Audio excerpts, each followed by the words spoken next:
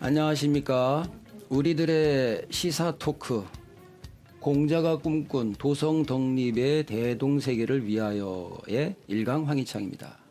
오늘은 대한황실 콘텐츠 학회 회장으로 계시는 이상명 회장님을 모셨습니다. 반갑습니다. 네, 반갑습니다. 인사 소개를 하나요? 네, 인사 네, 말씀 네. 한번 하시죠. 네. 시청자 여러분, 우리들의 시사 토크에 또 이렇게 출연할 줄은 몰랐는데요. 네, 황 선생님하고 또 젊으신 홍 선생님하고 같이 재밌는 시간으로 여러분 같이 하겠습니다. 고맙습니다. 감사합니다. 그리고 또 한옆에는 이 시대의 청년층을 대변하고 청년 사업가로서 활동을 하고 계시는 홍조경님을 모셨습니다. 네, 안녕하세요. 청년 사업가 겸 컨텐츠 크리에이터로 활동하고 있는 홍조경이라고 합니다. 오늘 이렇게 두 분의 선생님과 함께 이런 시사에 대한 이야기를 나눌 수 있어서 굉장히 기대가 되기도 하고요. 네, 좋은 시간 되었으면 좋겠습니다. 예, 그래요. 그래서 지난 시간에부터 이게 저희가 제일 지금 이 시대에 제일 심각하다고 생각되는 그러니까 시사기 때문에 때때마다 일어나는 주된 화제에 대해서 이제 얘기를 나누고 있는데요. 저출생이 가장 지금 화두가 되고 또 심각하다 이렇게 생각이 돼서 저출생 부분에 대해서 이제 대화를 나눠보고 있습니다. 일상생활에서 느끼는 것들을 가볍게 무겁지 말고 가볍게 그냥 대화를 나눠보는 시간입니다. 자료를 한번 보도록 하겠습니다. 요거는 뭐 몇 번 보여드렸죠. 대한민국이 사라지고 있다. 뉴욕타임즈에서 나왔던 거예요. 초등학교가 사라지고 있다. OECD 38개국 중에서 출산율이 이제 꼴찌를 기록하고 있다는 거. 그래서 쭉 이제 지난 시간에 말씀드렸던 것들은 넘어가겠습니다. 그래서 지금 보면은 이제 한국 총각들 시한폭탄 곧 터진다. 80만 명은 한국인 신분감을 못 찾는다. 뭐 이런 기사도 있었고요. 그러니까 성비까지도 안 맞는 거예요. 저출생으로 인해서 지금 저출생이 된 이유는 결혼들을 잘 안 하는 거고 성인 이행기 즉 경제적으로 독립을 하고 나서 결혼을 하려다 보니 경제적 독립이 또 쉬운 사회 구조면 괜찮은데 갈수록 그건 또 안 되니까 결혼이 늦어지고 주택은 계속 오르고 그러다 보니까 결혼 안 하니까 또 아이도 안 낳게 되는. 근데 또 성비까지 남자와 여성 간에 이 성비가 또 너무 남성 위주로 그동안 왔었기 때문에 한국 남성들이 80만 명은 우리 한국인 여성분 신부감 못 찾는다 이렇게 나온 거거든요. 심각하죠? 또 저출생이 자꾸 되니까 군대가 없어지는 거예요. 군대가. 간부보생도 없고. 그래서 태평로에서는 이제 저출생 우리 허경영 씨한테 물어봐야 되나 뭐 이렇게 기사가 나왔죠. 예, 그리고 여러 가지 과거부터 주장했던 여러 가지 공약들이 하나씩 뭐 토요 휴무제 뭐 핵을 미리 만들었어야 된다. 북한이 핵 만들기 전에 30년 전부터. 그다음에 또 뭐 수능 뭐 폐지 뭐 여러 가지 이제 이런 것들을 이제 공약들이 현실화돼 가고 있다. 결혼하면 뭐 1억, 출산하면 3천만 원, 5천만 원 이렇게 이런 것들이 이제 그때 당시는 황당 사기라면 주소 넘겼는데 지금은 뭐 거의 이제 물어보고 싶을 정도다. 가서 그리고 젊은 세대가 이렇게 말하고 있어요. 이게 이제 그 태평로 그 칼럼에 나온 건데 내가 죽을 파인데 아이를 내가 어떻게 낳기르냐고 하고서 얘기를 한다는 거예요. 그렇죠. 그래서 이게 참 심각하거든요. 이게 충북에서는 지금 출생률이 좀 올랐답니다. 왜냐하면 현금 지급을 좀 많이 해주니까 이제 좀 올랐다. 이렇게 육아수당을 많이 주니까. 그 다음에 이제 이렇게 이기자 부대라고 되게 유명한 부대인데 지금 해체되고 있고. 그럼 해체되는 게 문제가 아니라 이 일대에 이제 이 상권들, 상인들이 막 지금 걸기들도 하고 이러는 거예요. 그런데 폐교가 많이 되고 있고 학교들도. 그리고 또 유치원이 이제 없어지니까 노치원 이제 나이 드신 분들이 가서 이제 여기서 이제 뭐 머리 이렇게 막 손도 올리고 이렇게 배우시는 거예요. 그 다음에 이제 결혼식장은 또 없어지고 곡소리는 자꾸 느니까 이게 장례식장으로 다 변해 가고 있다. 이거 지금 다 변해가고 있다. 예식장은 망해가고. 그래서 지금 이제 예식장과 장례식장의 지금 이 그래프를 보시면 상당히 완전 반대죠. 이건 완전 곤두박질 치고 여기는 점차 막 늘어나고 있는 거거든요. 이것뿐이 아니라 이제 요양원 막 이런 식으로 이제 늘어나는 거거든요. 여기는 이제 군부대 유령도시 될 것 같다. 그리고 미혼 여성들이 이제 그 칼럼에 이 보도에 나온 게 뭐냐면 사회적 불평등과 경제적인 문제로 나 결혼을 나는 안 하겠다. 그래서 미혼 여성이 70% 결혼 않겠다. 이렇게 나 결혼 안 합니다. 이렇게 말을 이런 기사가 지금 나오고 있습니다.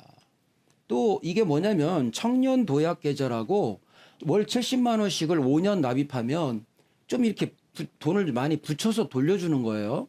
이거를 이제 했는데 청년들이 뭐라고 하냐면 내가 빚 갚기도 빠듯한데 왜냐하면 대학교도 어려운 학생들은 다 대출해가지고 다녔단 말이에요. 그러면은 당장 어디 취업도 어려운데 취업을 하면 이걸 또 갚아 나가야 돼. 그런데 도약계좌라고 5년간을 70만 원씩 매달 70만 원? 이거요. 이것도 이거 힘든 거거든요. 그래서 7포 세대다. 연애, 결혼. 제가 질문, 우리 홍조기 형님. 네. 7포기. 네. 네, 말씀해 주세요. 보지 말고. 아프지 말고요. 네, 말씀하신 결혼 연애 포기고 또 출산 포기고 출산. 집 마련도 포기할 주택. 것 같고 노후 대비 그것도 어, 비슷한 거 하나 나왔어요. 예. 그다음 지금 또 4 뭐가 가지, 있을까요? 5가지. 취업도 어려우니까 취업이랑 그렇죠. 또- 이게 뭐냐는지 말씀드릴게요. 네. 자, 연애를 해야 결혼을 할 수 있잖아요. 뭘 만나야, 그죠? 그다음에 출산, 결혼해야 되잖아. 그다음 결혼하고 나면 이제 애를 낳아야 돼. 출산. 그다음에 인간관계. 그다음에 내 집 마련. 그다음에 희망. 꿈. 이렇게 7가지를 포기한다는 이 젊은이들이 이게 85.9%. 그러면 젊은이들이 지금 삶을 살아야 되는지 말아야 되는지 거기까지 간 거잖아요. 지금 어마어마하게 네. 심해요. 꿈과 희망을 포기했다는 건 뭐예요? 삶의 의미를 다 잃고 있다는 잃고 거잖아요. 있다는 그러게요. 거예요. 그런 이건 너무 지금 심각하죠. 가혹한. 거죠. 네. 그러니까 아까 그거 나왔잖아요. 어. 70%가 10명이면 7명이 난 결혼 안 해요. 왜? 아까 7포기. 이 포기. 예? 이게 부모들이 정말 심각한 얘기네요. 심각한 건 얘기죠. 이게 참 이상하다고 생각이 되는 게 저희 경제는 더 잘 사라지고 있잖아요. 네. 저희 그렇지. 부모님 세대에 비해서. 근데 네. 오히려 제가 볼 때 주위에 행복하고 좀 이렇게 잘 산다고 생각되는 사람들이 많이 없어지고 왜 더 힘들어질까? 그런 거에 대한 의문이 좀 생기는 것 같아요. 그러니까 어떻게 보면은 지난 시간에도 우리 홍조기 형님이 말씀하신 거에 상당히 그게 있어요. 이제 저희 때는 공감대가 있었어. 다 어렵고 또 왜 그때 이제 6.25 지나고 누구나 다 재건을 해야 되니까 그렇죠. 네. 누가 이렇게 갑자기 재벌로 올라가는 게 눈에 보이는 것도 아니고 누가 갑자기 뭐 젊은 애들이 외제차 끌고 다니고 하는 뭐 이런 모습이 아니라 다 힘들잖아요. 네. 그리고 거의 뭐 비슷비슷했죠. 그리고 네. 또 다 자녀의 대식구였잖아. 네. 그러니까 한 솥을 놓고 같이 하니까 같이 살아보자고 됐다고 이게 이웃도 다 담도 지금 같은 장벽이 아니잖아. 아파트 그렇죠. 콘크리트가 아니라 터져 있잖아. 그러면 쟤도 그렇고 나도 그렇고 너 공부하면 공부해. 그럼 나는 그냥 기술이나 이래서 다 그래도 다 자리를 잡았는데 네. 경제적 부흥을 이뤘어. 네. 근데 이루고 났는데 뭘 이뤘냐 이거야. 음. 다 삭막해지고 부익부 빈익빈. 음. 그러니까 여기서 이제 능력의 차별이 엄청나게 이제 벌어지면서 네. 또 애를 키워서 막 학교 보내려고 하는 그게 너무 오냐오냐면서 이제 막 이런 분위기가 그리고 네. 또 둘 날 필요 이제 다들 가서 병원 가서 수술하고 막 이랬단 말이에요. 음. 뭐 애를 야 이제 너무 맞아. 근데 그때부터 근데 아까 그 나오신 그분은 어경영 그분은 출산하면 돈 줘야 된다고 이렇게 말을 했거든. 네, 네. 2명 정도 날 때. 네. 그러니까 막 이제 사기꾼 막 이렇게 된 거예요. 근데 이게 딱 지금 이렇게 된 거예요. 네. 이제 현실로 다가온 거죠. 온 거죠. 네. 그러니까 그날 말씀하신 것 중에 나도 굉장히 기억에 나는 게 상대적 박탈감을 느끼는 거예요. 젊은이들이. 저는 그래서 그 부분에 네. 젊은이들에게 안타까운 부분이 뭐냐 하면 네. 정말 우리 사람 하나하나가 소우주라고도 표현을 하지 않아요. 그렇죠. 네, 네. 표현하잖아요. 그러니까 다 다 나름대로의 다 중요한 정말 소중한 사람들인데 남과 비교를 하면서 그렇지. 모든 것들이 다 흐트러진다라고 저는 생각을 해요. 그래서 남과 비교하는 순간 그때서부터 이제 자기 자신이 불행해지기 시작을 네. 하지 않을까라는 생각을 하면서 절대로 남과 비교하지 마라. 그리고 너무 높은 것을 보려고 하지 말고 자기 자신을 한번 잘 갈무리를 하면서 내 형편에 맞게 그렇게 네. 해서 한 단계 한 단계 가다 보면 저희도 뭐 가정이 부유해서 다 갖출 것 갖추고 이루고 나서 결혼을 했던 그런 세대는 아니에요. 네. 아니기 때문에 일단 열심히 정말 모자라는 거를 채워가면서 같이 그런데 네. 원장님 말씀이 아주 지당한 말씀이거든요. 네. 근데 그런 것들이 집에서 애들이 클 때부터 엄마 아빠가 일단 그런 생각이 돼 있고 그 다음에 아이한테 그렇게 훈육이 되는 분위기가 돼야 돼요. 네. 근데 다 어디로 가? 다 학원으로 갔죠. 그죠. 근데 학교는 또 뭘 가르쳐? 음. 이런 거 가르치나요? 안 가르치죠. 아니에요. 그러니까 교육 자체가 또 경쟁 또 너무 그렇게 돼 경쟁을 있어. 부추기게 돼 그러니까 있으니까. 아이들이 자기 스스로가 그런 무장이 마음속에 무장이 될 만한 분위기가 아니었어요. 근데 아까 우리 그렇게 클 때는 어떻게 했어요? 뭐 좀 삐딱선 좀 달라면 형이 딱 직도해서 이놈아 사람이 소주야. 뭐 어려운데 이러면서 이렇게 이게 교육이 됐어요. 근데 그럼요. 지금 사람들 젊은이들한테 그런 삼강오륜 같은 얘기를 해봐. 그러면 갑자기 확 이 분노가 내가 지금 살기 힘든데 마음에서 이렇게 부모 원망, 사회 원망 왜 너무너무 칠포기가 된다는 건 그러니까 이게 교육의 부재에서 네. 어마어마하죠. 온 거라고 저는 생각을 어마어마하죠. 하고 이 사회의 분위기상 네. 얘네들이 나는 거기까지 못 가 있는데 그러니까는 자기를 되돌아보는 것이 아니라 자꾸만 부러워하고 뭐 비관하고 막 네. 이러면서의 막 혼란스러운 그런 시간들을 보내기 때문에 지금 이 사회 분위기가 이런 것 같고 그래서 젊은이들을 보면 너무 안타까워요. 안타까워요. 정말. 네, 참 하여튼 그래가지고 이렇게 보면은 7포 세대의 가장 큰 원인이 사회 구조로 밥이 난 거예요. 맞아요. 사회 구조. 네. 지금 사회에서 이루기 힘들기 때문이다. 음. 그리고 이 사회 구조가 도대체 왜 이렇게 됐냐는 거죠. 예? 이게 청년들도 뭔가 잘못되었다는 걸 아는 것 같아요. 이게 네. 뭐 교육부터 그렇고 취업도 이렇게 힘들게 살아야 되는지 치열하게 살아야 되는지에 대해서 그러다 보니까 이제 청년들이 할 수 있는 거 뭐 인터넷이나 뭐 SNS 이런 걸 하잖아요. 네. 그러면서 다른 사람들은 어떻게 살지를 이제 둘러보게 되는데 네. 거기서 말씀하신 것처럼 다들 내가 진짜 살고 있는 삶이 어려워도 보이는 건 좋은 걸 보여주잖아요. 네. 막 빠듯빠듯 이래도 해외여행 간 거는 자랑하고 싶으니까 그런 거 올리면 네. 그렇게 또 그런 거 보면 상대적으로 또저 사람은 저렇게 사는 게 사람들에게 좋아요도 많이 받고 인정받는 것 같은데 나는 또 그게 아니야. 네. 계속 내 자신을 돌아봐야 되는데 그렇게 되기가 너무 힘든 사회가 된 것 같아요. 너무 이게 그런 것들이 발달되다 보니까 SNS 네. 문화가. 저출생은 드러난 현상이에요. 네. 네? 그럼 이게 병이란 말이야. 몸으로 말하면. 그럼 이 병이 된 모든 어떤 여러 가지 원인들이 있어요. 네. 그 중에 이제 하나가 이 지금 청년들의 어떤 삶, 되게 외롭고 지치고 힘들고 하여튼 그런 것들을 한번 다음에는 이제 정신적 우울증이 또 우리나라가 또 엄청 높아요. 네. 그 통계가 있는데 다음에 한번 주제를 잡고 그래서 7포 세대 해가지고 지금 이게 인구가 우리가 17년 동안을 한 380조 가량을 돈을 쏟아 붓어요. 근데 출생률은 계속 OECD 국가의 꼴찌란 말이에요. 그래서 나오는 게 지금 이제 아까 말씀드린 결혼하면 1억 주겠다. 이제 공약이 현실화되고 있다. 이제 이래서 이제 큰일 나겠다 해가지고 나오고 있어요. 그게 나온 게 여기서 보시면은 자 1억 1,000만 원 출산해 드립니다 하는 것도 나왔어요. 지금 그게 뭐냐면 보세요. 이제 각종 지자체들이 나온 겁니다.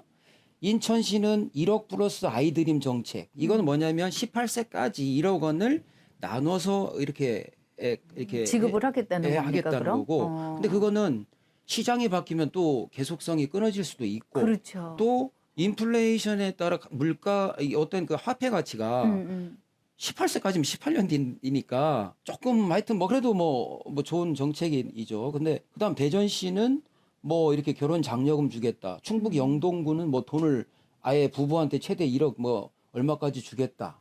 여러 가지 뭐 이렇게 해가지고 그다음에 경남 거창군에서 출생아가 한 명 나오는 대로 1억 1천만 원 지원하기로 한 거예요.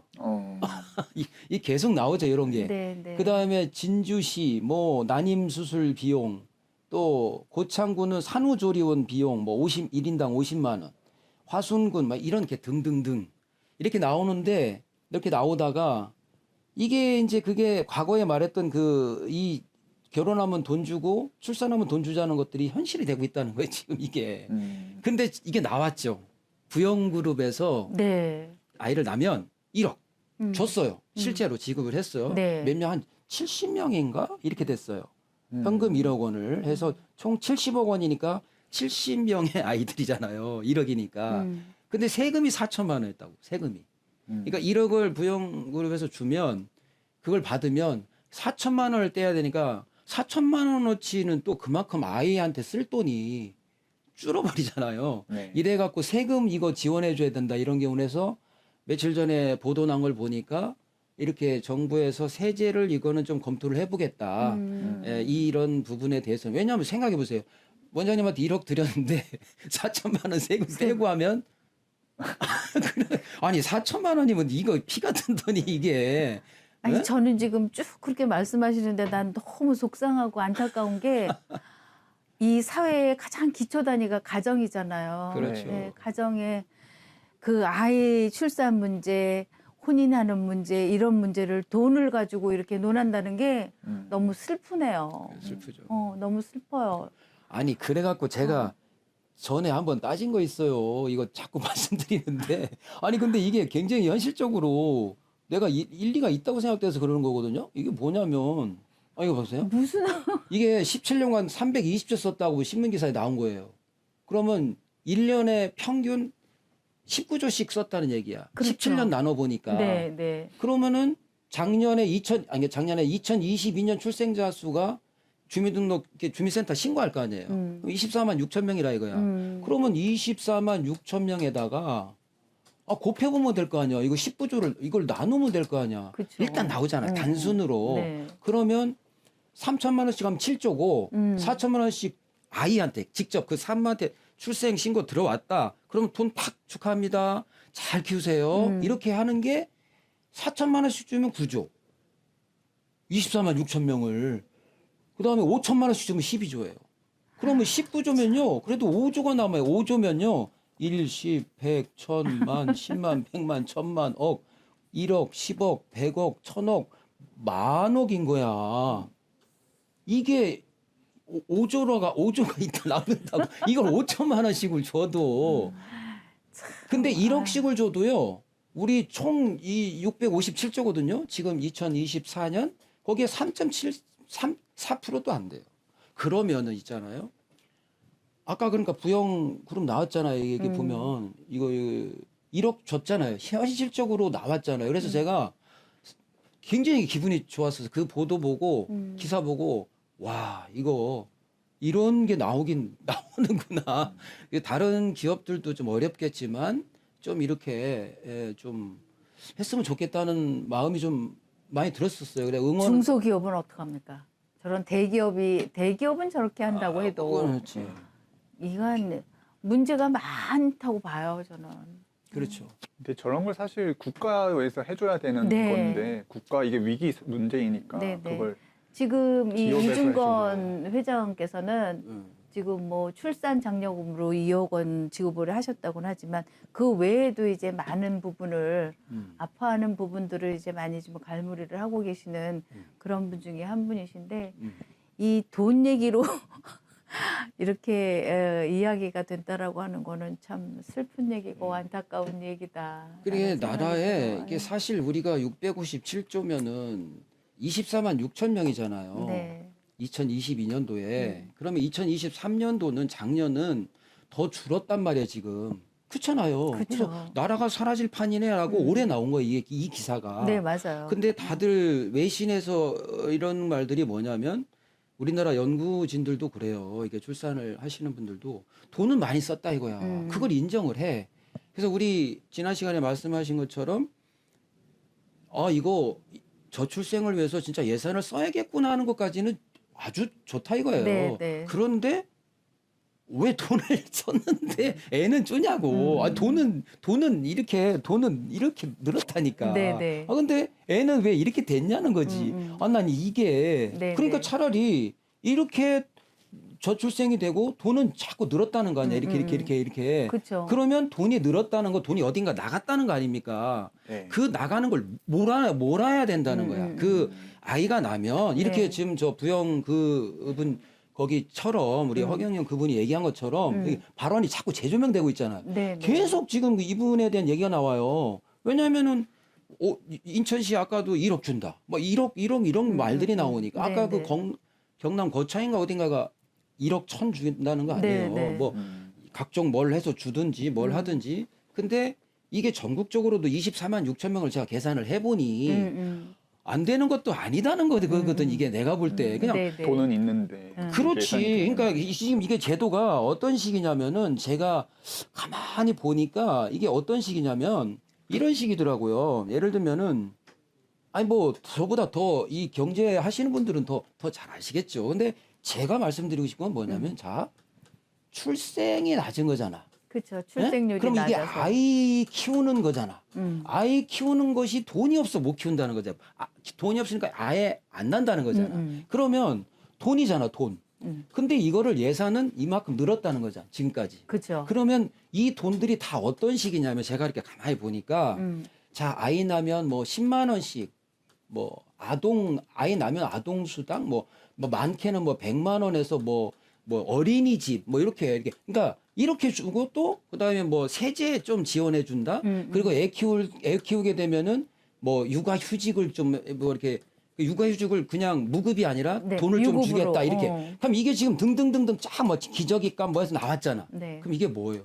조각조각이라는 거야. 맞아요. 아니 그냥 아까 어디서 이렇게 부영 이런 것처럼 그냥 그 사모한테 1억 주면 분유 사고 어린이집 보내고 뭐하고 다 하는데 왜 자꾸 아니 거기에서- 예산을 안 쓰면 몰라. 돈이 없어서 예산 안 썼으면 몰라. 이렇게 썼는데 거기에서 저기 세금을 뗀다라는 게 아이고, 난 또 너무 아니 네. 세금은 이제 어차피 기존의 제도가 너무, 이 기존의 세법이 그러니까 네네. 뭐 그렇게는 해야 되겠지만 그 제도 이거는 정비를 다시 해야지. 제도 정비를 해야지. 그래서 그럼요. 법안도 뭐 법안도 이렇게 발의도 했다는 것 같아. 그리고 예를 들어서 세제를 4천만 원을 띄고 다시 하면 그 4천만 원에 대해서 정부가 뭐 출산지원금을 뭐 기업에서 만약에 직원한테 줬을 땐 네. 그 세금만큼은 또 뭐 출산 장려 뭐 제도로 뭐 하든지 뭐 어떻게 세제를 네. 왜냐하면 기업에서 또 출산 뭘 주는 돈이 이제 제가 이거는 보도는 안 올렸는데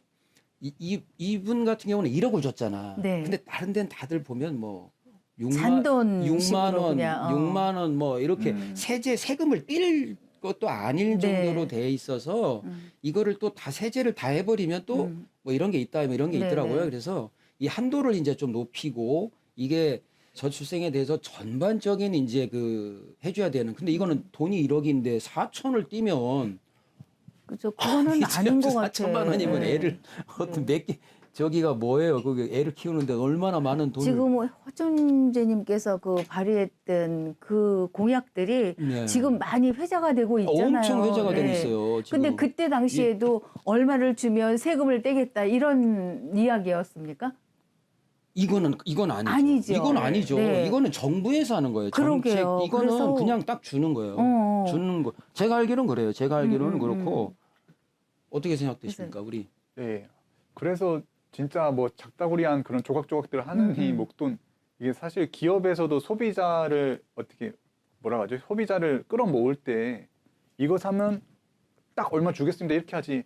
이거 사면 몇 달에 걸쳐서 뭐 그러게요. 캐시백을 뭐 어. 얼마씩 몇 달 동안 드리겠습니다 이렇게 안 하잖아요. 네, 그건 아닌 기본적인 것 같아. 마케팅 전략이 딱 나면 목돈 얼마 딱 보여주는 게 또 사람들 심리로도 그게 더 당연히 혹할 테고 네. 그러한 전략을 써야 될 만큼 지금 문제가 심각한 거죠. 저출생 문제. 네. 유치원이 문 닫고 있고 나중에 동네 학원들도 문 닫고 태권도 사범님들은 뭐 물류센터에서 일하고 계시고 막 그런 분들도 있다고 해요. 지방에 아유, 계신 분들은. 많아요. 이게 많아요. 진짜 국가 전체가 나중에 진짜 소멸할 수밖에 없는 위험한 시기라고 생각이 되는데 진짜 이거 좀 특단의 조치가 있어야 된다. 있었으면 좋겠습니다. 근데 네. 우리 우리 민족이 위기에 강하지 않습니까? 네.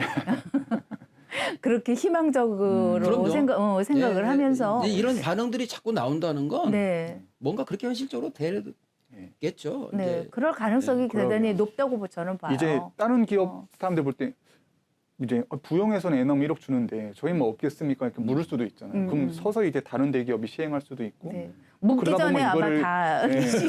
시작을 하지 그럼 이제 않을까? 기업들이 그렇게 하다 보면 정부가 이제 가만히 있을 수는 없으니까 네. 이게 점차 저렇게 되는 건가 싶기도 하네요. 그렇게 좀 잘 변화됐으면 좋겠습니다. 네. 자, 오늘은 이제 시간이 다 됐는데요. 저출생에 대해서 얘기를 나눠봤습니다. 오늘 감사합니다. 네. 감사합니다. 감사합니다. 고맙습니다. 네.